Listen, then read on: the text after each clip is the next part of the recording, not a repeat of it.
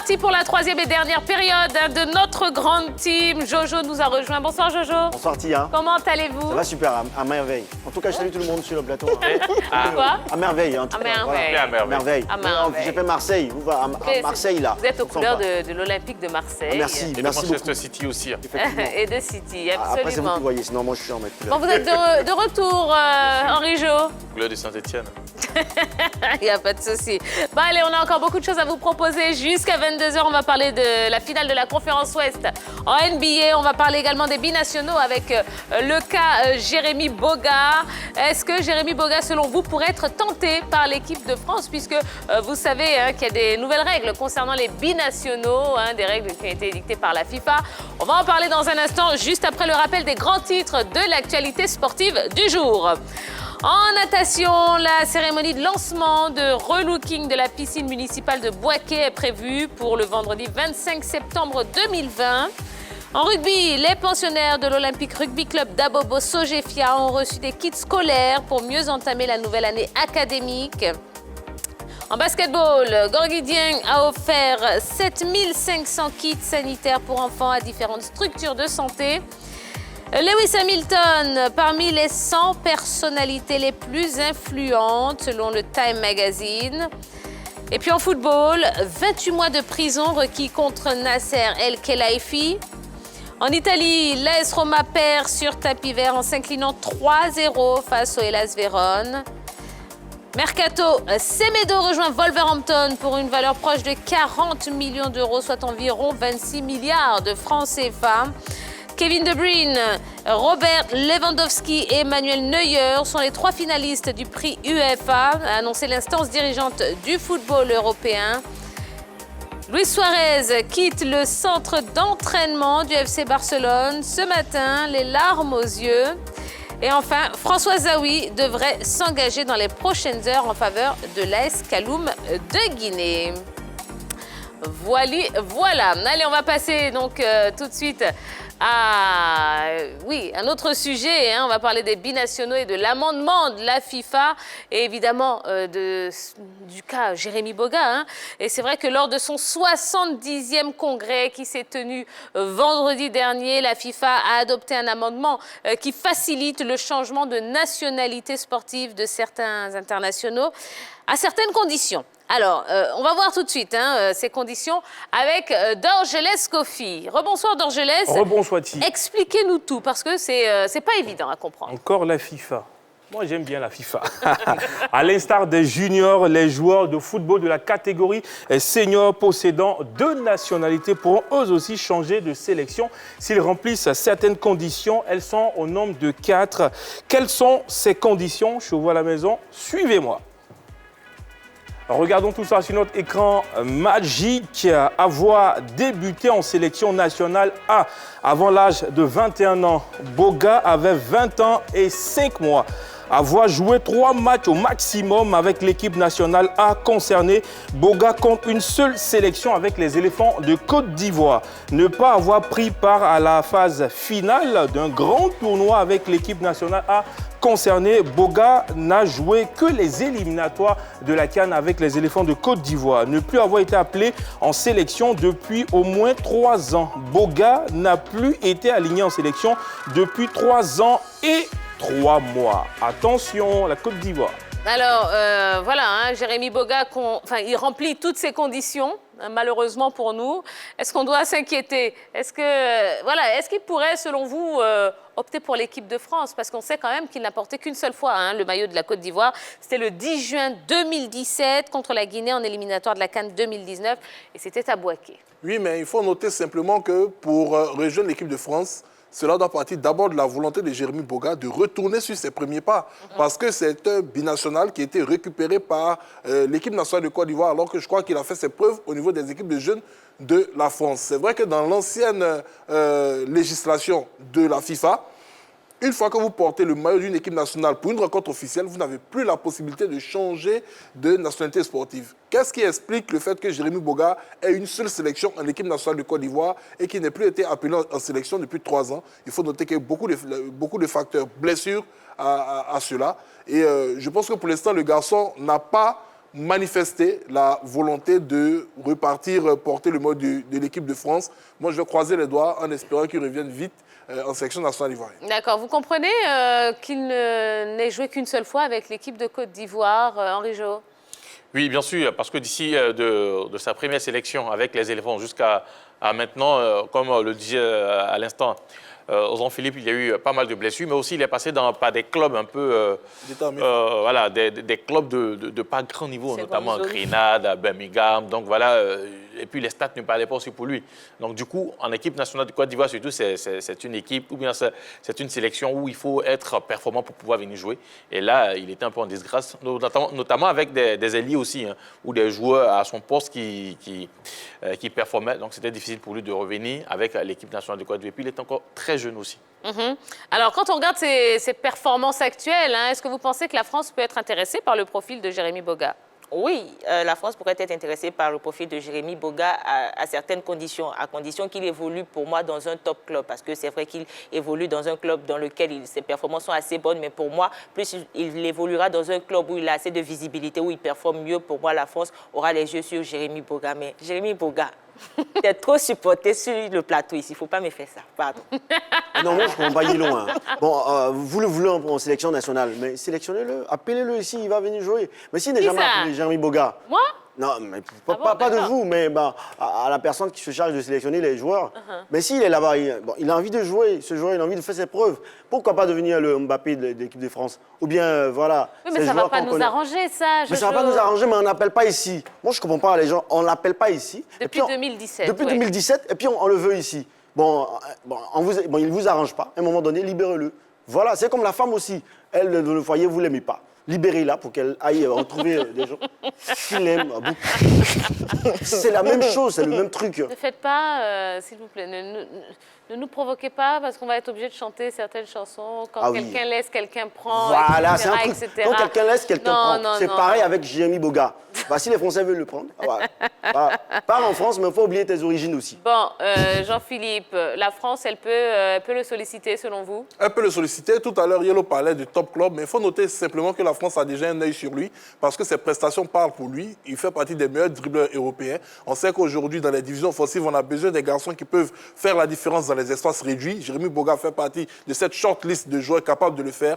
Et Didier Deschamps, il est très friand de ce genre de joueurs. On se rappelle le Pavard qu'il était allé chercher comme ça à Stuttgart pour aller en Coupe du Monde. Donc c'est un monsieur qui étonne souvent par ses choix. Attention à la Côte d'Ivoire. Moi, j'espère qu'il sera présent face au Nigeria et au Japon. On va tout simplement lui dire, jeune, tu reviens à la maison, on va essayer de le sécuriser. Bon, alors, quand on regarde l'effectif des Bleus aujourd'hui, est-ce que Jérémy Boga a sa place dans cette équipe? Il est souvent utilisé comme milieu de terrain, mais aujourd'hui, du côté de Sassuolo, il joue plus sur le côté, en tant qu'ailier. Et quand on regarde un peu la liste des ailiers du côté de la France, vraiment, il a de la concurrence. Notamment quand on prend un garçon comme Thomas Lemar qui, malgré sa présence du côté de l'Atlético, n'arrive plus à évoluer avec la France. Nabil Fekir, qui est mis un peu aux oubliettes, ça va être difficile pour un garçon comme Jérémy Boga d'aller s'imposer. Quand on a des joueurs comme Coman, quand on a des joueurs comme Anthony Martial qui revient en pleine forme, et surtout Kylian Mbappé qui est aujourd'hui, je dirais, l'âme fatale de l'attaque française. Donc, ça sera difficile pour lui, mais c'est quand même, comme le disait Philippe aussi, c'est une possibilité pour Didier Deschamps de l'avoir avec un autre profil, quand même, sur qui il peut compter quand l'équipe de France est en difficulté. Donc, il va falloir faire très attention. Il va falloir rapidement le sélectionner pour 2-3 matchs rapidement et puis boucler cette affaire-là. Sécuriser. Sécuriser, voilà, le gars, puis c'est fini, quoi, voilà. Yellow, vous voulez lancer le message à Jérémy Boga? D'accord. Jérémy Boga, je sais que j'ai dit qu'il n'était pas performant lors de cette saison-là. J'ai reconnu ça devant la nation entière. Jérémy Boga, pardon, il ne faut pas nous faire ça. Reviens au pays, on a besoin de toi ici. De l'autre côté, là, tu n'auras pas assez de temps de jeu. Reviens au pays, s'il te plaît. Merci. Alors, bon, écoutez, vous pouvez quand même... on va essayer de mettre une petite lueur d'espoir dans vos yeux, Yellow. Merci. Puisqu'il a déclaré il y a 3 mois donc, sur RMC Sport qu'il avait parlé avec Patrice Baumel. Voilà, donc... bon, il y a peut-être des chances quand même qu'on le retrouve en sélection ivoirienne. Vous savez déjà que le choix est très difficile. C'était très difficile pour lui. d'abandonner tous ses principes puisqu'il était l'un des meilleurs espoirs du football français et d'intégrer l'équipe nationale de Côte d'Ivoire. Et il a accepté avec dignité ces 3 années où il n'a pas été sélectionné, il n'a pas fait de vagues, pas d'interview, il n'a pas fustigé un dirigeant fédéral ou même un entraîneur. Et il s'est préparé dans son coin. Aujourd'hui, c'est un homme qui est très regardé, très suivi. Je pense qu'il va faire, moi je ne dis même pas j'espère, mais je pense qu'il va faire énormément de bien à l'équipe nationale de Côte d'Ivoire. Donc moi-même, je vais lancer le message. Jérémy Boga, et moi, je te parle aujourd'hui. Si tu veux avoir une chance de jouer, là, viens chez nous. Je peux lui donner des Parce exemples. qu'en France, là-bas, il y a trop de monde. Donc, il faut rester chez nous un petit peu. Il peut prendre l'exemple, par exemple, de Bafétimi Gomis, qui a joué, Oui, il y en a, hein, Oui. effectivement. Hein. a joué un peu seulement avec l'équipe de France, et puis derrière, c'est fini. Mais au moins, Et ils puis l'ont notre appelé. Bakayoko aussi. Hein. Débrouillé. Mais lui, il est Exactement. quand- lui, il peut Non, lui peut revenir parce que c'est un match amical. C'est un match amical, il peut revenir avec les éléphants.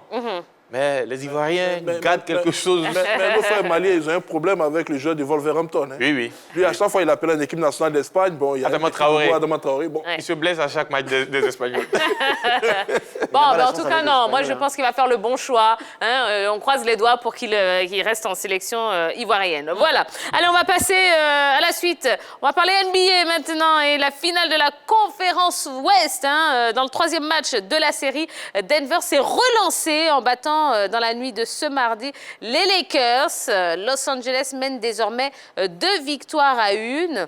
Et oui, Denver s'est imposé donc 114-106 face aux Lakers. Henri-Jo, je me tourne vers vous. Hein. Qu'est-ce qu'on peut dire concernant cette victoire des Nuggets? Ils étaient dos au mur, hein, les Nuggets, et il fallait réagir. Après cette défaite, je dirais, lors du match 2, avec ce buzzer beater de Anthony Davis qui donne la victoire aux Lakers. Donc, ils ont su réagir. Ils ont été dominateurs du début à la fin. Même si au niveau du 4e quart-temps, ils ont failli se faire rattraper parce qu'à la fin du 3e quart-temps, ils menaient de 20 points d'écart face aux Lakers. Et puis, ça s'est fondu. Il ne restait que 3 points. Mais avec un Jamal Murray, je dirais des grands soirs, il a mis 2 tirs à longue distance qui ont permis à cette équipe quand même de prendre le large. Et puis derrière, je dirais Jeremy Grant qui a été très très intéressant, sans oublier Nikola Jokic aussi qui a apporté ce qu'il devait apporter à cette équipe des Nuggets. Donc voilà, victoire méritée. Puis à l'opposé, c'est que le duo Anthony Davis et LeBron James qui a existé dans ce match et les autres n'ont pas suivi, notamment Kyle Kuzma et KCP n'ont pas suivi. Et derrière, c'est une victoire méritée pour les Nuggets qui reviennent à 2-1. D'accord. Alors, c'est vrai que la bataille s'annonce extrêmement serrée. Psychologiquement, à votre avis, qui a l'avantage, les Lakers ou les Nuggets? Les Nuggets, parce que déjà, ils l'ont fait face aux Clippers. Ils étaient menés 3-1. Et oui. Ils ont pu accrocher un match 7 et le remporter. Même lors du premier tour, ils étaient dans la même configuration face à l'équipe de Utah Jazz de Rudy Gobert. Ils ont réussi à remonter jusqu'au match 7 pour pouvoir l'emporter. Donc, au niveau du mental, cette équipe de Nuggets, vraiment, il va falloir faire très, très attention. Et du côté des Lakers, il va falloir relever le niveau, notamment les autres aux côtés de Anthony Davis et de LeBron James. Il va falloir relever le niveau pour pouvoir lutter contre ces Nuggets. Eh bien, on verra ce que ça va donner. Hein. On verra ce que ça va donner tout au long de ces matchs. Mais je dirais aussi lors de ce match face aux Lakers, LeBron James, quelque part, a été, à mon sens, un peu trop perso à des moments, en ratant beaucoup de tirs à 3 points. Peut-être que c'est un boycott. Pas un boycott. Boycott de qui? De Il veut LeBron revenir à James? sa terre natale. Bon, sa terre d'origine. Quelle terre? Quelle terre? Bon, en Afrique. LeBron James? Ah ben oui. De quel C'est les pays? Noirs. De Tous quel les Noirs pays? sont Qu'est-ce qu'il les Noirs raconte? d'Afrique. Mais qu'est-ce que vous racontez? Oui, c'est vrai. Pas de déconstruire. On ne se pose pas souvent Bon, cette question. vous savez, avoir une bague de champion, champion NBA, je vous assure que ça peut vous faire oublier votre terre d'origine. Hein. Ah, Croyez-moi sur parole. Est-ce qu'il est déjà venu au moins? Bon, ça, James- je ne sais pas. Hein. James, c'est un nom sénégalais. Hein? Ah ouais. Qui ça? James. James. LeBron- C'est un nom sénégalais? LeBron Jamais. James. Ah oui. Bon, après, c'est vous qui voyez. Hein. Moi, j'ai donné une information. Quelle partie du Sénégal? Bon, vous voulez toujours vérifier mes informations. Allez Il n'y a chercher. pas de souci. Allez, on va voir quand même les prochains rendez-vous NBA hein, avec Dorgelès. Alors, Dorgelès, nous qui aimons le basketball, on aura le droit à quoi? Dites-moi. Deux Mathia aujourd'hui à minuit. On aura l'équipe de Miami qui va jouer contre cette formation de Boston Celtics. Oui, pour l'instant, on va dire Miami mène 2-1. Au niveau de la conférence Ouest, match 4, ça sera demain à 1h00. On aura Denver Nuggets contre Los Angeles Lakers. Score entre les deux équipes 2-1 pour les Los Angeles Lakers. Bon, eh ben voilà, hein, et on sait qu'il y a beaucoup d'amoureux hein, du basket qui nous suivent sur le plateau de la Grande Team, oui, sur la 3.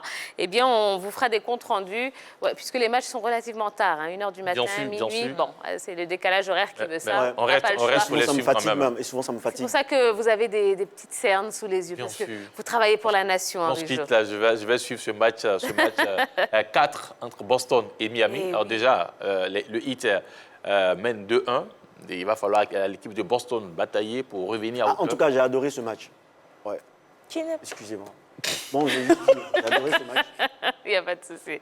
Oui, terminez vos Il va falloir se battre du côté de Boston pour revenir à égalité. Mais en face, c'est une équipe de Miami qui se comporte très bien, notamment avec Jimmy Butler, avec Iguodala, qui vraiment apporte son expérience après. Golden State apporte son expérience à cette équipe de Miami, sans oublier les autres qui sont à côté. Donc, ça sera un match âprement disputé. Ça va être un match âprement disputé dans la nuit d'aujourd'hui à demain. Et ben voilà, hein, et on en parlera demain, évidemment.